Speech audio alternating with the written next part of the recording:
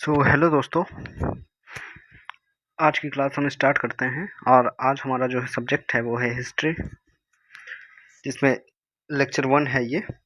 और इसमें हम जो है हिस्ट्री का एक महत्वपूर्ण जो बहुत ही इम्पोर्टेंट टॉपिक है स्टोन एज, इसको जो है पूरी तरह से अच्छे से पढ़ेंगे।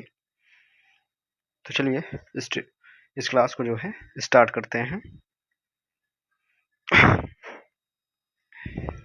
अब देखो, हिस्ट्री हिस्ट्री क्या होता है? टाइम ऑफ पास्ट यानी बीता हुआ जो समय होता है या जो हमारा अतीत होता है उसी को हम क्या बोल देते हैं? हिस्ट्री बोल देते हैं। क्या बोल देते हैं? हिस्ट्री। तो time of past is called history. अब जो हिस्ट्री के फादर हैं या फिर फादर ऑफ हिस्ट्री कौन है? हेरोडोटस हैं। कौन है? हेरोडोटस हैं। ठीक है, तो फादर ऑफ हिस्ट्री हेरोडोटस हैं। अब देखो यहाँ पे जो है एक चीज़ आती है कि क्या हम जितना भी सारा पास्ट होता है उसको और जो भी पास्ट की बातें होती हैं सबको क्या हिस्ट्री कहते हैं? नहीं, हम सारे पास्ट को हिस्ट्री नहीं कहेंगे। हिस्ट्री हम उसी को कहेंगे जो इन दो सोर्सेज से होके गुजरेगा। ठीक है, ये जो तो सोर्सेज हैं यहाँ पे लिखे हुए हैं, जिसमें से फर्स्ट है हमारा, फर्स्ट सोर्स है कौन सा? फर्स्ट सोर्स है हमारा आर्कोलॉजिकल सोर्स। दूसरा है हमारा लिटरेसी सोर्स। आर्कोलॉजिकल सोर्स को हम हिंदी में बोल देते हैं पुरातात्विक स्रोत, और लिटरेसी सोर्स को हम बोल देते हैं साहित्यिक स्रोत। अब ये दो सोर्सेज से होकर अगर कोई भी जानकारी हमें मिलती है तो हम उसको क्या बोल देंगे? हिस्ट्री बोल देंगे। ठीक है, अब ये जो आर्कियोलॉजिकल सोर्स हैं इनके जो पिता हैं वो कौन है? मतलब इनको जो है फाइंड किसने किया था, इनकी स्थापना जो है फाउंडेशन किसने की थी? ठीक है, तो इसके जो फादर हैं वो कौन है? Father of the father of archaeological source of India कौन है? अलेक्जेंडर कनिंगम है। कौन है? Alexander Cunningham. भारतीय पुरातत्व का पिता किसे कहा जाता है? अलेक्जेंडर कनिंगम को कहा जाता है। अब देखो यहाँ से जो है हमारी हिस्ट्री को हम लोग 3 पार्ट में जो है डिवाइड करके पढ़ते हैं। इतिहासकारों ने हिस्ट्री को 3 पार्ट में बांटा है, और ये जो हिस्ट्री है ये हमारा कौन सा हिस्ट्री है? एंशिएंट हिस्ट्री है। ठीक है, तो एंशिएंट हिस्ट्री को हम जो है 3 पार्ट में जो है डिवाइड करके पढ़ेंगे, जिसमें से पहला पार्ट है हमारा कौन सा? Pre historic period. Pre historic period को हम बोल देते हैं प्रागैतिहासिक काल।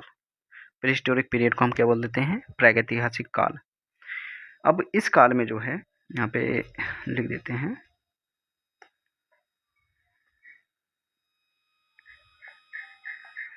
इस काल में मनुष्य जो है, जो आदमी हुआ करता था, लिखना पढ़ना नहीं जानता था। ठीक है, इस काल में मनुष्य लिखना पढ़ना नहीं जानता था, यानी अनपढ़ था, इलिटरेट था।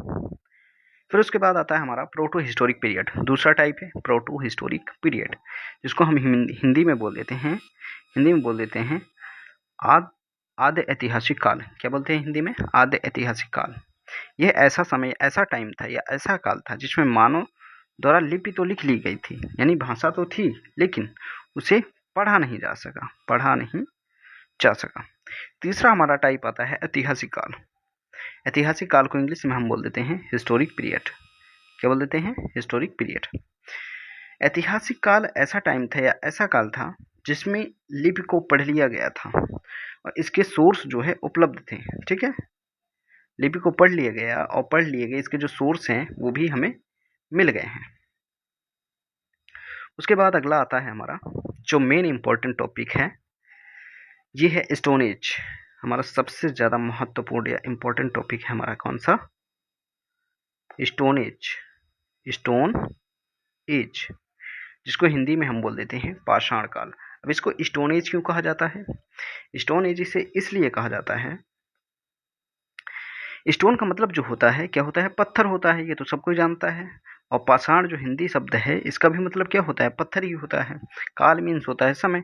तो ऐसा टाइम, ऐसा काल जिसमें जो है इंसान पत्थरों का यूज करता था। किसके लिए? अपने औजार को बनाने के लिए। ठीक है, जिसका उपयोग वह शिकार करने के लिए करता था। अब स्टोन एज यानी पाषाण काल में जो है एक सभ्यता देखो सिविलाइजेशन जो होती है यहाँ पे क्या है, सिविलाइजेशन। सिविलाइजेशन सिविलाइजेशन किसे बोलते हैं, यानी सभ्यता किसे हम बोलते हैं। तो सभ्यता ऐसा सिस्टम होता है जिसमें जो बस्तियां होती हैं, तो जैसे दूर दूर बस्तियां हैं, तो उनकी जो ट्रेडिशनल या फिर जो सांस्कृतिक या फिर जो जीने का तरीका है एकदम से सेम होता है। कैसा होता है, सेम होता है, लाइफ और सेम, ठीक है, जीने का तरीका सेम होता है। उसको हम लोग बोल देते हैं क्या, सिविलाइजेशन। क्या बोलते थे, सिविलाइजेशन, कि ये जो इंसान है ये सभ्य थे, ठीक है।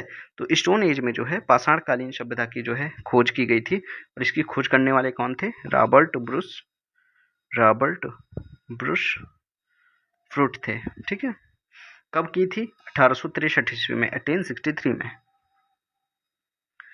उसके बाद जो है स्टोन एज को हम फर्दर 4 पार्ट में डिवाइड कर देते हैं, 4 पार्ट करके इसको पढ़ते हैं, जिसमें से पहला पार्ट है हमारा कौन सा, पेलियोलिथिक पीरियड।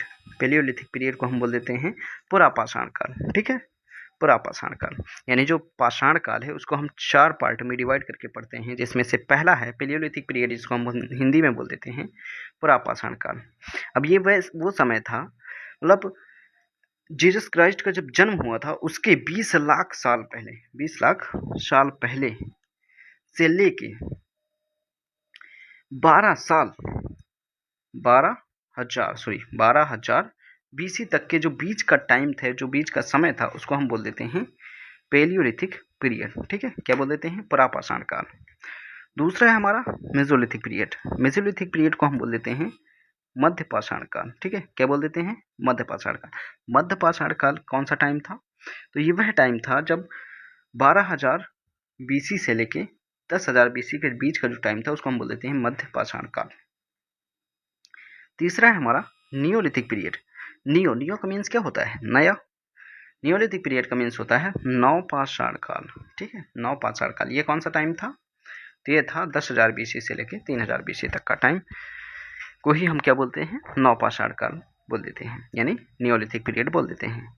दूसरा क्या है हमारा, लास्ट जो आता है, चौथा नंबर, 4th नंबर, वो है चालकोलिथिक पीरियड। चालकोलिथिक पीरियड का मतलब होता है ताम्रपाषाण काल। अब ताम्र किसको बोला जाता है, ताम्र जो है किसको बोला जाता है, तांबा को बोला जाता है, ठीक है, ताम्रपाषाण काल।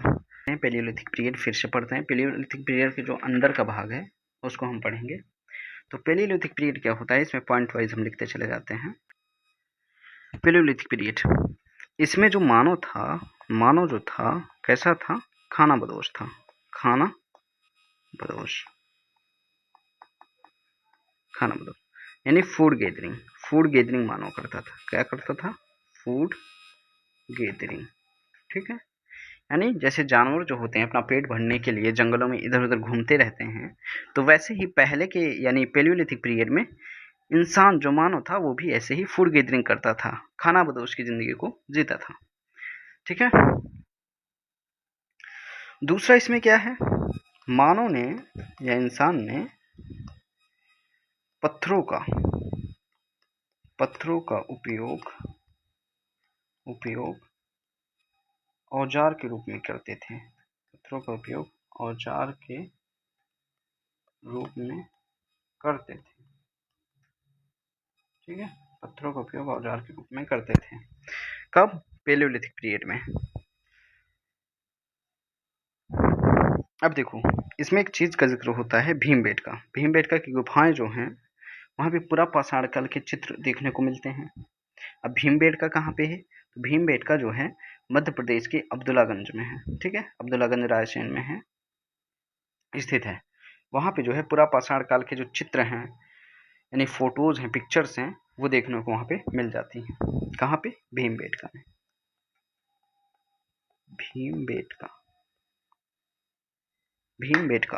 भीमबेटका के कहाँ, एमपी में कहाँ, रायसेन, अब्दुल्लागंज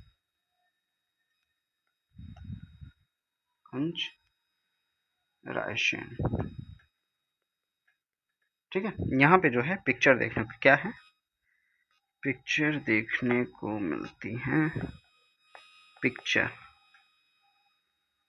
कब, पेलियोलिथिक पीरियड की। उसके बाद आता है हमारा ये जो है इतना ही है बेसिक का मेन जो है। उसके बाद हमारा स्टार्ट हो जाता है मेसोलिथिक पीरियड। मेसोलिथिक पीरियड का काल जो है हमने पढ़ ही लिया था, इसके पॉइंट जो है एक्सप्लेन कर देते हैं।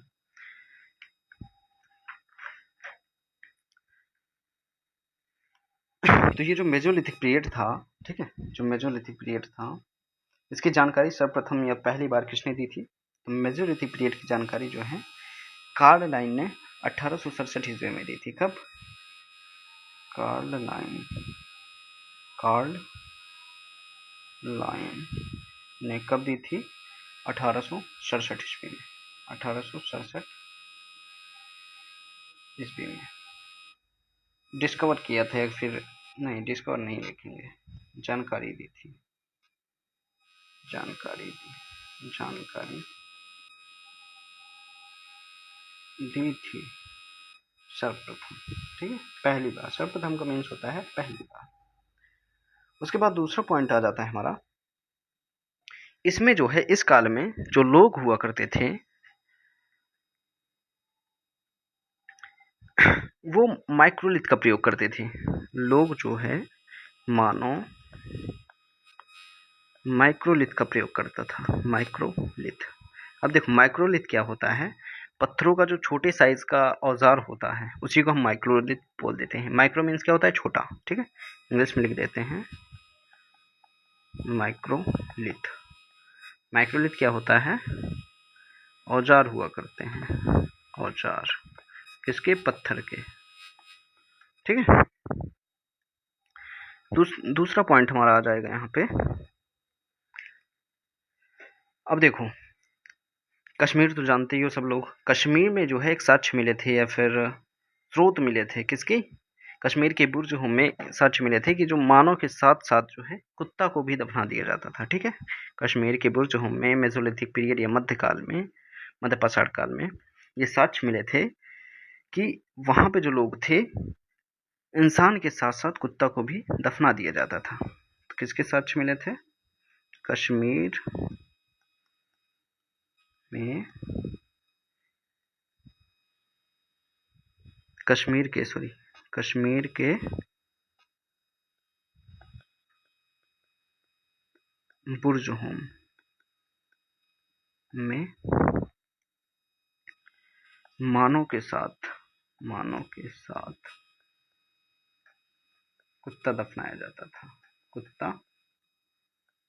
दफनाया जाता था। हाँ, ये साक्ष्य कहाँ से मिले हैं? कश्मीर के बुर्ज होम से। तीसरा हमारा आता है नियोलिथिक पीरियड। नियोलिथिक पीरियड को हम क्या बोल देते हैं? नवपाषाण काल। क्या बोल देते हैं? नवपाषाण काल। इसके बारे में सर्वप्रथम जानकारी किसने दी थी? तो सर्वप्रथम जानकारी दी थी, जानकारी किसने दी थी? सर्वप्रथम जानकारी दी थी एक अंग्रेज था, जॉन लुबाक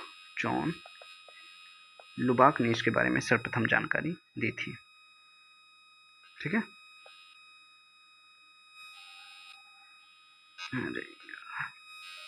जॉन लुबाक कब दी थी?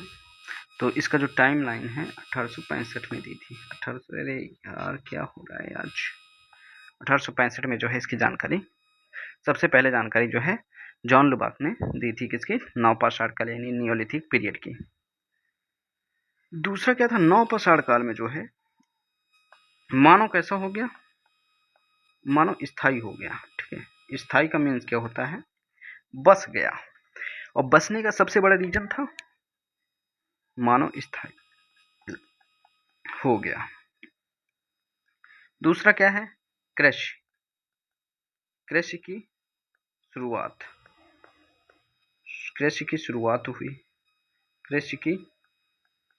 शुरुआत हुई। अब देखो जो मानव स्थिर हो गया फिर एक जगह बसने लगा, उसका सबसे बड़ा कारण क्या था? कृषि। क्यों? क्योंकि मानव जो है कृषि करने लगा था। अब कृषि करने के कारण जो है अपनी कृषि की देखभाल, एग्रीकल्चर जो होती थी, फसलें जो होती थी, उनको उनकी देखभाल के लिए मानव एक जगह स्थिर होने लगा। ठीक है, दूसरा क्या है इसमें? पशुपालन भी स्टार्ट हो गया। ठीक है, पशुपालन। और पहले जो कृषि की जाती थी किससे की जाती थी? बैलों द्वारा खेतों को जोता जाता था। तो पशुपालन होने लगा, पशुपालन स्टार्ट हो गया। पशुपालन यानी जानवरों को पालने लगे लोग। इसके साक्ष्य कहाँ से मिले हैं? साक्ष्य जो है कहाँ से मिले हैं? तो साक्ष्य हमारे आदमगढ़ कहाँ पे? एमपी। दूसरा क्या है? एंड दूसरा क्या है? बागौर। ये कहाँ पे है? राजस्थान। ठीक है, यहाँ से इनके जो है साक्ष्य मिले। किसके? पशुपालन के। सबसे इम्पोर्टेंट टॉपिक जो हर एग्जाम में पूछा जाता है वो है जो मानव द्वारा पहला जानवर था किसको पाला गया था? तो मानव द्वारा सबसे पहला पशु कौन सा पाला गया था? ठीक है, या फिर मानव द्वारा सबसे पहला पालतू पशु कौन था? ये क्वेश्चन बहुत ज्यादा एग्जाम में आता है। तो इसका आंसर हो जाएगा कुत्ता। क्या हो जाएगा? कुत्ता। मानव द्वारा पालतू सबसे पहला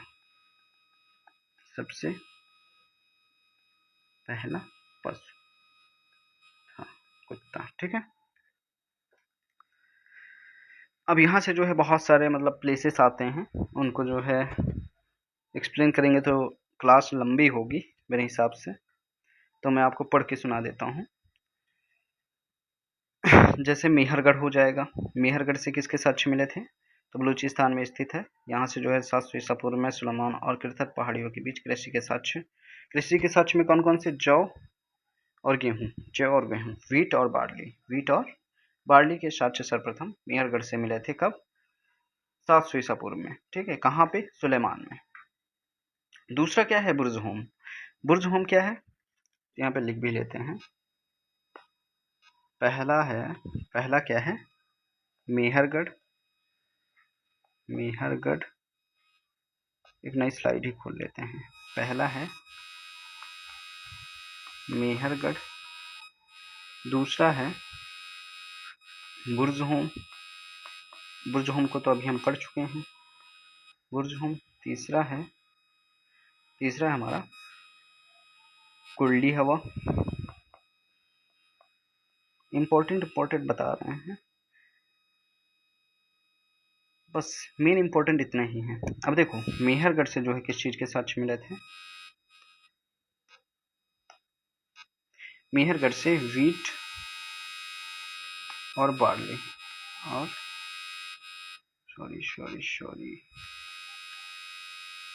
बार्ली। वीट को हम बोल देते हैं क्या? गेहूं। इसको हम बोल देते हैं जौ। ठीक है, इसके साथ कहाँ से मिले थे? मेहरगढ़ से मिले थे।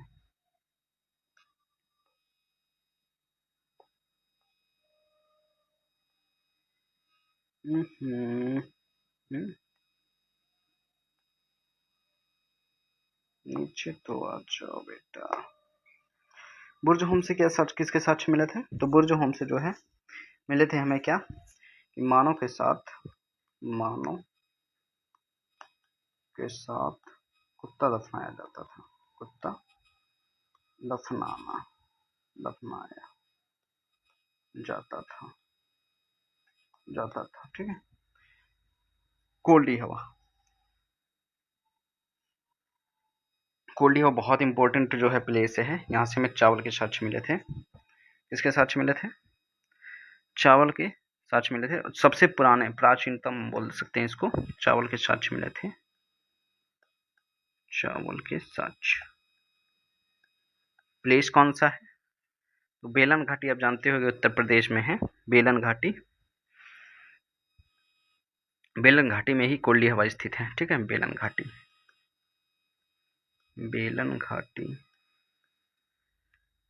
में सबसे पुराना यानी कब? 6000 ईसा पूर्व में। ठीक है, 6000 ईसा पूर्व में। अब यहाँ से हमारा चौथा स्टार्ट होता है चालकोलिथिक पीरियड। ठीक है, कौन सा topic? Chalcolithic period. Chalcolithic period के महत्वपूर्ण टॉपिक या इंपॉर्टेंट टॉपिक कौन कौन से आ जाएंगे इसमें? तो ये जो है क्या था? पाषाण काल का अंतिम बोल सकते हैं, अंतिम टाइम था। ठीक है, अंतिम टाइम था या अंतिम समय था। अब ताम्र पाषाण काल, ताम्र का मीन्स होता है तांबा, तो इसमें दूसरा टॉपिक आ जाएगा। से स्टार्ट करें, दूसरा टॉपिक इसमें आ जाएगा क्या? तांबे की खोज हुई थी। ठीक है, तांबे की खोज की गई थी, खोज हुई थी। तीसरा क्या हो जाएगा इसमें? अब देखो, तांबे की खोज हुई थी जिसका यूज जो है सिंधु घाटी सभ्यता में देखने को मिलता था। ठीक है, तो इसका यूज या डेवलपमेंट, इसका use Indus valley civilisation, Indus valley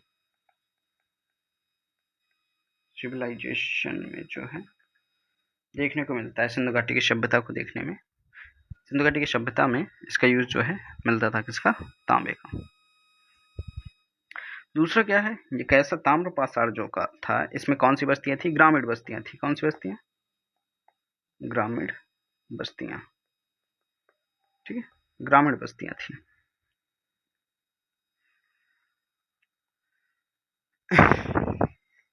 अब देखो, ताम्र पाषाण काल जो था या चालकोलिथिक पीरियड था, इसमें सबसे बड़ी बस्ती कौन थी? सबसे बड़ी बस्ती थी, सबसे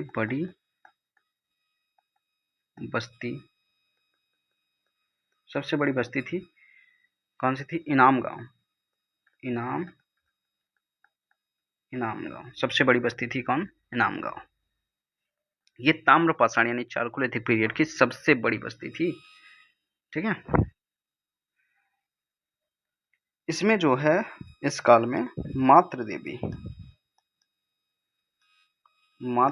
की पूजा की जाती थी,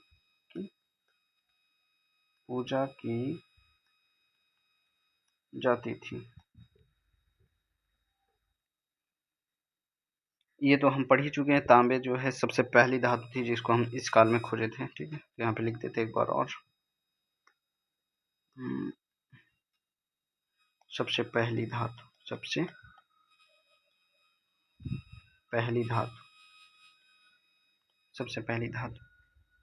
में क्वेश्चन आया करता है कौन सा? इसमें क्वेश्चन आया करता है, क्वेश्चन क्या आता है? तांबे के मनकों का हार पहनाकर दफनाने का साक्ष्य जो है कहाँ से मिला था? तो चालकोलिथिक पीरियड में ही इसका साक्ष्य मिला था। कहाँ से? महाराष्ट्र के चंदौली और नेवासा बस्तियों से। ठीक है, तांबे और मनका, राइटिंग का है खराब हो रही है भाई। तांबे और मनका, तांबा और मनके का हार पहनाकर दफनाने का साक्ष्य, दफनाने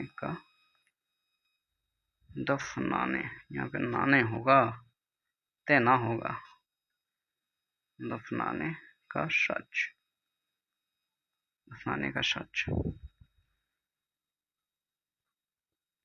कहाँ से मिला था? तो यहाँ पे कोष्टक में लिख लेते हैं, ब्रैकेट में लिख लेते हैं महाराष्ट्र को हम MH लिख ही दे रहे हैं। ठीक है, महाराष्ट्र में कहाँ पे? तो महाराष्ट्र में आप जानते होंगे चंदौली। ठीक है,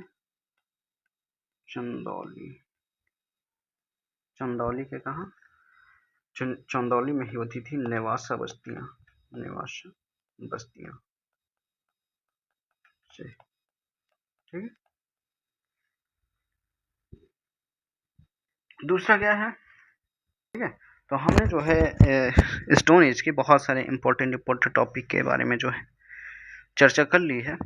अब जो भी टॉपिक इसमें से रह गए हैं तो उनको जो है अगली क्लास में हम लोग कंप्लीट करेंगे और क्लासेस जो है रेगुलर होंगी।